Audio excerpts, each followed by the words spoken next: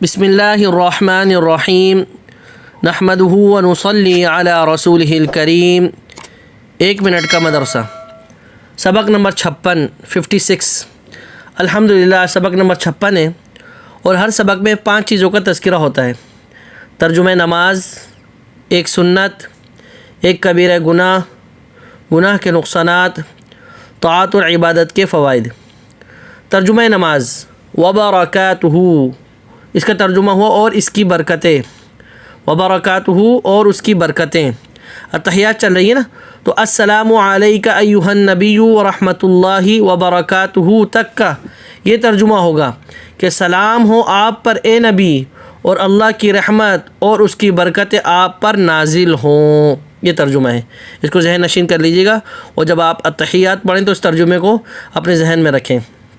ایک سنت، کل عورتوں کی نماز کا طریقہ کا یہ فرق بیان ہوا کہ پہلی سنت کہ ہاتھوں کو دوپٹے سے باہر نہ نکالیں، دوسری سنت کہ عورت سینے پر ہاتھ باندھے، اور آج کا سبق سنت نمبر 3 کہ عورت دائیں ہاتھ کی ہتھیلی بائیں ہاتھ کی ہتھیلی کی پشت پر رکھے، یعنی مردوں کی طرح چھنگلیاں اور انگوٹھے سے گٹے کو نہ پکڑے، یعنی پہلے الٹا ہاتھ رکھے، اس کے اوپر سیدھا ہاتھ پر ویسے ہی رکھ دیں، ایسے گٹے کی طرح بنا کے، یا گٹے کو پکڑنے کی ضرورت نہیں جیسے مرد حضرات پکڑتے ہیں۔ یہ عورتوں کی نماز کا طریقہ ہے۔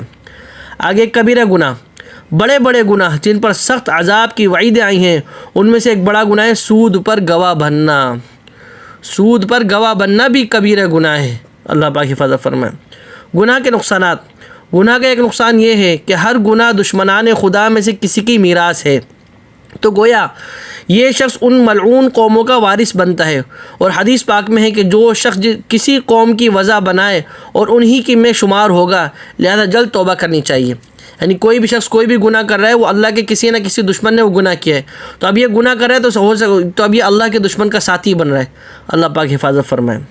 طاعت اور عبادت کے فوائد، نیک اعمال کرنے سے فرشتے مرتے وقت جنت کی اور وہاں کی نعمتوں کی، حق تعالیٰ کی رضا کی خوشخبری سناتے ہیں۔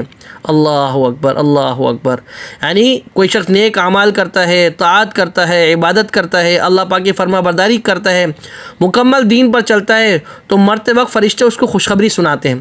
اب دنیا سے جا رہا ہوتا ہے، دنیا سے جاتے جاتے اللہ جب خوشخبری مل جاتی ہے کہ جنت کی، وہاں کی نعمتوں کی اور اللہ کی رضا کی، تو پھر جانا سکون میں ہو جاتا ہے، مزے سے یہاں سے جانے لگتا ہے۔ اللہ پاک ہم سب کو یہ مقام عطا فرمائے، جو کہا گیا جو سنا گیا اس پر عمل کرنے کی توفیق عطا فرمائے۔